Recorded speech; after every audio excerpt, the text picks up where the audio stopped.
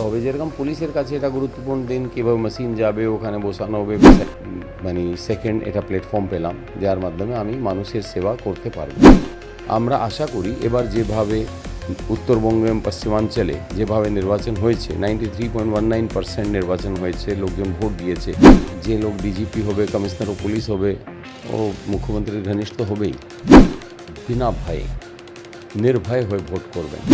দ্বিতীয় দফা নির্বাচনের আর কয়েক ঘন্টা বাকি বলা যেতে পারে, এবং ঠিক তার আগেই আমি এই মুহূর্তে রয়েছি জগদ্দলে, এবং জগদ্দলের বিজেপি প্রার্থী আইপিএস, প্রাক্তন আইপিএস রাজেশ কুমার আমাদের সঙ্গে রয়েছেন।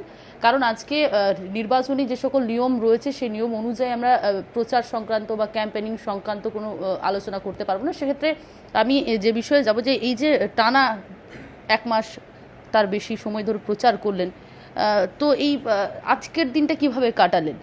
না, আজকে তো আমাদের কাছে খুব গুরুত্বপূর্ণ দিন। আমাদের যারা পোলিং এজেন্ট বসবে সব ওখানে যাবে, পোলিংয়ে কী কী ব্যবস্থা হবে, যেরকম পুলিশের কাছে এটা গুরুত্বপূর্ণ দিন, কীভাবে মেশিন যাবে ওখানে বসানো হবে, প্রিসাইডিং অফিসার সিভিলের কাছে ওদের ইম্পর্টেন্ট কাজ থাকে, আমাদের কাছেও থাকে। কারা কারা পোলিং এজেন্ট বসবে তাদের সঙ্গে কথা বলা, তাদেরকে মোটিভেট করা, তাদেরকে কী কী আমাদের যা যদি নির্দেশ থাকে যে পুরো কিট ওদেরকে দেওয়া, কী কী জিনিস দেখতে হবে না দেখতে হবে, ভোটার লিস্টগুলো এইসব ওদেরকে দেওয়া, ওইসব কাজ আমরাও আজকে করলাম। পুরো ওদের সঙ্গে সারাদিন কাটালাম। এখন ওরা সব প্রস্তুত হয়ে মোটিভেট হয়ে গিয়েছে, ওরা কাজ করবে। আচ্ছা স্যার, দক্ষ হাতে একেবারে আমরা দেখেছি বিভিন্ন গুরুত্বপূর্ণ প্রশাসনিক দায়িত্ব আপনি সামলে এসেছেন। সেক্ষেত্রে রাজনীতির ময়দানে একেবারে নতুন, কেমন গেল এই গত প্রায় এক মাসের যদি আমি বলি, অভিজ্ঞতা কেমন ছিল? দেখুন, আমি 35 বছর থেকে বেশি পুলিশ সেবার মধ্যে ছিলাম, তো তার মাধ্যমে আমি জনসেবাতে ছিলাম। এটা 31 জানুয়ারি 2026 অবসর নেওয়ার পরে আমি মানে সেকেন্ড এটা প্ল্যাটফর্ম পেলাম যার মাধ্যমে আমি মানুষের সেবা করতে পারবো। তো খুব বড় পার্থক্য আমি সেরকম দেখছি না। মানে আপনি আগে একটা প্ল্যাটফর্ম থেকে আমি কাজ করছিলাম, এখন একটা আলাদা প্ল্যাটফর্ম থেকে কাজ করছি। আমি বিজেপির কাছে, বিজেপির শীর্ষ নেতৃত্বের কাছে আমি কৃতজ্ঞ যে ওরা আমাকে এটা অপরচুনিটি দিয়েছে, আমি এভাবে কাজ করতে পারবো। স্যার, আমরা দেখেছি গত দুদিন আগে উত্তপ্ত পরিস্থিতি তৈরি হয়েছিল জগদ্দলে, এবং সেই জায়গায় দাঁড়িয়ে একেবারে কয়েক ঘন্টা পর ভোট। সেক্ষেত্রে মানে একটা ভয় কাজ করছে কি, যে যে কিছু উত্তপ্ত পরিস্থিতি হতে পারে, কারণ ভোটাররা তারা মানে ভয় পেয়ে অনেক সময় আমরা দেখেছি ভোট দিতে পারছেন না, এবং এই যে উত্তেজনা জগদ্দল, ভাটপাড়া এই এলাকাগুলিতে বিভিন্ন রকম মানে বোম থেকে শুরু করে বিভিন্ন রকমের আতঙ্ক মানুষের মধ্যে কাজ করে। কোন কোন জায়গাগুলো একটু সেন্সিটিভ মনে হচ্ছে বা আরও কড়া ব্যবস্থা নেওয়া যেতে পারে বলে মনে হচ্ছে? দেখুন, আমাদের এখানে 125টা বুথকে সেন্সিটিভ ডিক্লেয়ার করা হয়েছে। আরও যে রিটার্নিং অফিসার উনি ডিক্লেয়ার করেছেন, এবং জগদ্দল, ভাটপাড়া এইসব এরিয়াতে গুলি, বন্দুক, বোমা এসব সবসময় চলেছে, এবং সেই হিসাবে মানুষকে ভয় দেখিয়ে যেন ওরা ভোট না করতে পারে, এই পরিস্থিতি আগের নির্বাচনেও দেখা গিয়েছে।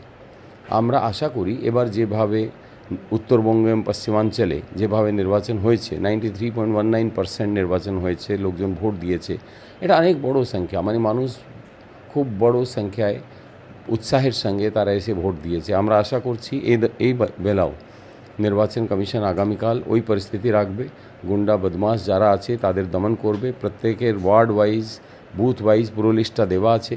তাদেরকে যদি বন্ধ করে দেওয়া যায়, এইরকম যারা উত্তেজনা সৃষ্টি করে তাদেরকে যদি কন্ট্রোল করে নেওয়া যায়, তাহলে মানুষ স্বতঃস্ফূর্তভাবে এসে ভোট করবে আর নির্বিঘ্নে ভোট হবে, এটাই আমরা আশা করি। নির্বাচন কমিশনের দক্ষতার উপরে আমাদের কোনো সংশয় নেই, আমার পূর্ণ বিশ্বাস আছে যে তারা খুব ভালোভাবে ভোট করাতে পারবে।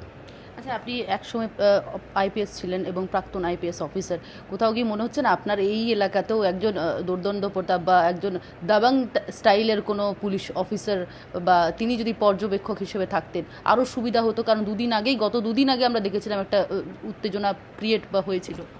দেখুন, আমাদের এখানেও যাদেরকে অবজারভার হিসাবে লাগানো হয়েছে এবং যারা মানে এসছে অফিসাররা, সেন্ট্রাল প্যারামিলিটারি ফোর্সেস এদেরকে যারা মনিটরিং করছে, অবজারভার হিসাবে যারা কাজ করছে, তারা সব খুব ভালো অফিসার আছে এবং তারা খুব দক্ষতার সঙ্গে কাজ করছে। একদিন যে ঘটনা হলো, ঘটনার পরে কিন্তু খুব ভালো অ্যাকশন হয়েছে। আরও আমরা আশা করি কি এখন যে বাকি ক্রিমিনালরা রয়ে গেছে তাদের উপরেও সেই ধরনের অ্যাকশন করলে একদম নিরপেক্ষভাবে শান্তির সঙ্গে মানুষ ভোট দিতে পারবে, এটা আমরা আশা করি। আমার আশা আছে কি আজকে রাত্রে এবং কালকে সকালের মধ্যে এই ধরনের অ্যাকশনটা হওয়া উচিত, আরও হবে। কথায় আছে পুলিশ গন্ধে বুঝতে পারবে, কি বুঝতে পারছেন এই এলাকার গন্ধে? না, আমরা তো খুব পরিষ্কারভাবে বুঝতে পারছি মানুষ এই নির্মম সরকার থেকে, সিন্ডিকেট রাজ সরকার থেকে, এই তোলাবাজির সরকার থেকে মুক্তি চাইছে। পরিষ্কারভাবে সব জায়গা থেকে একটাই মেসেজ আসছে, পাল্টানোর দরকার। তো ওই জিনিসটা আমরা দেখতে পাচ্ছি, আর আমি খুব আশাবাদী আমার জিত হবে, বড় মার্জিনে জিত হবে। বিষয়টা একটু পুরনো হলেও একটু, যেহেতু আপনার এক সময়কার ব্যাচমেট ছিলেন, যাকে ইতিমধ্যে রাজ্যসভার ইয়ে করা হয়েছে, রাজীব কুমারকে রাজ্যসভার সাংসদ হিসেবে নির্বাচন করা হয়েছে মুখ্যমন্ত্রীর তরফ থেকে, কিভাবে দেখছেন? অনেক পুরনো বিষয় আমি মানছি, তাও না, ওটা আমি সবসময় রিপ্লাই দিয়েছি আগেও। উনি একটা প্ল্যাটফর্মে জনসেবার সুযোগ পেয়েছেন, আমি একটা অন্য প্ল্যাটফর্মে চেষ্টা করছি। সকাল নিজে নিজের কাজ করছে, এর মধ্যে খুব বেশি বলার কিছু নেই। মমতা বন্দ্যোপাধ্যায়ের ঘনিষ্ঠ হওয়ার জন্য কি সুযোগটা পাওয়া গেল? দেখুন, সকালের নিজের প্রায়োরিটি থাকে। যে লোক ডিজিপি হবে, কমিশনার ও পুলিশ হবে, ও মুখ্যমন্ত্রীর ঘনিষ্ঠ হবেই। তো এর জন্য অনেকটা জিনিস হয়, এটা তো না বলা যাবে না কি ঘনিষ্ঠ আছে। আমাকে মানে কোনো জিনিস দেওয়া হয়নি, আমার সম্বন্ধে বলছে, আমি ওনাকে নন্দীগ্রামে হারিয়ে দিয়েছি, আমার সম্বন্ধে অনেক জিনিস বলে গিয়েছে, তো উনি আমাকে মানেন না। তো ওই জিনিসটা তো চলতেই থাকে। সকালের নিজের একটা প্রায়োরিটিজ আছে। আমি মানুষের জন্য কাজ করেছি, মানুষ আমার কাজকে অ্যাপ্রিসিয়েট করেছে। বলতে চাইছে রাজ্য সরকারের দুর্নীতির বিরুদ্ধে যারাই একটু সরব হবেন তারা কোনো পদ পাবেন না, বাকি যারা মুখ বন্ধ করে থাকবে তারাই কাজ পাবেন বা কোনো দায়িত্ব পাবেন? দেখুন, এটা তো সবসময় হতেই থাকে, এই গভর্নমেন্টে তো আরও বেশি হয়েছে। যারাও ওদের যে পলিসি লাইনকে একদম মানে তার উপরে চলবে না, তাদেরকে একদম সাইডলাইন করে অন্য লোকের কাছে একটা এক্সাম্পল ক্রিয়েট করা হয়। তো ওই জিনিসটা থাকে। আমাকেও এক্সাম্পল করা হয়েছে। আমি যখন এডিজি ওয়েস্টার্ন জোন ছিলাম, তারপরে নন্দীগ্রামে নিরপেক্ষভাবে ইলেকশন হলো, তার যাই রেজাল্ট হবে, আমার তো কিছু করার নেই, কিন্তু যা রেজাল্ট হয়েছে, তারপরে আমাকে 6 মাস কম্পালসারি ওয়েটিং রাখা হয়েছে। মানে আমাকে তো দণ্ডিত করা, কিন্তু বাকিদেরকেও একটা বার্তা দেওয়া কি এ তো নিরপেক্ষ হলে এটাও হতে পারে। আচ্ছা, সোমনাথ শ্যাম, আপনার যিনি বিরোধী দলে রয়েছে, তিনি বলছেন আপনি বহিরাগত, কি বলবেন? উনি তো নিজে তামিলনাড়ু থেকে আছেন, আর যে পার্টি শত্রুঘ্ন সিনহাকে, কীর্তি আজাদকে, এখানে আপনার ইউসুফ পাঠানকে এবং রাজ্যসভার মধ্যে কত লোককে, মহারাষ্ট্রের লোক, আবার দিল্লি থেকে একজন আইনজীবী, তারপরে রাজীব কুমার, কি মানে ওই পার্টির লোকরা কোন মুখে সব কথা বলে, আমি তো বুঝতেই পারি না এসব। আমি তো পশ্চিমবঙ্গে 35 বছরের বেশি আছি, আর আমার যে 500 বছরের আমাদের পূর্বপুরুষরা আমার পরিবারের, তাদের বেশিরভাগ সময় পশ্চিমবঙ্গে কেটেছে। তাহলে কারা বহিরাগত, কারা এখানকার, এদের মাথা অ্যাকচুয়ালি ঠিক নেই, এরা দিশাহারা। আমার খুব সহানুভূতি আছে এদের প্রতি। শেষ মুহূর্তে কি বার্তা দেবেন জগদ্দলের মানুষজনকে? আমি জগদ্দলের মানুষকে একটাই বার্তা দিতে চাইছি, আপনি বিনা ভয়ে, নির্ভয় হয়ে ভোট করবেন। আমার খুব আশা আছে নির্বাচন কমিশন খুব ভালো কাজ করবে। আপনারা উন্নয়নের জন্য ভোট দেবেন, আপনি দুর্নীতির বিরুদ্ধে ভোট দেবেন, আপনি যারা চোর আছে, যারা চাকরি চোর, লোহা চোর, এই সকালের বিরুদ্ধে ভোট দেবেন, আপনি সব সময় তুলাবাজির বিরুদ্ধে ভোট দেবেন, আপনি আপনার বাচ্চাদেরকে যারকে এক্সাম্পল রাখতে পারেন কি শিক্ষিত হয়ে কি হওয়া যেতে পারে, তাদের জন্য ভোট করবেন। আপনি যাকে পরিবারে ডেকে মানুষের কাছে ইন্ট্রোডিউস করতে পারেন, তাকে ভোট দেবেন। নির্ভয় হয়ে ভোট দেবেন, আপনার যাকে পছন্দ হয় ওকে ভোট দেবেন, এটাই বলতে চাই।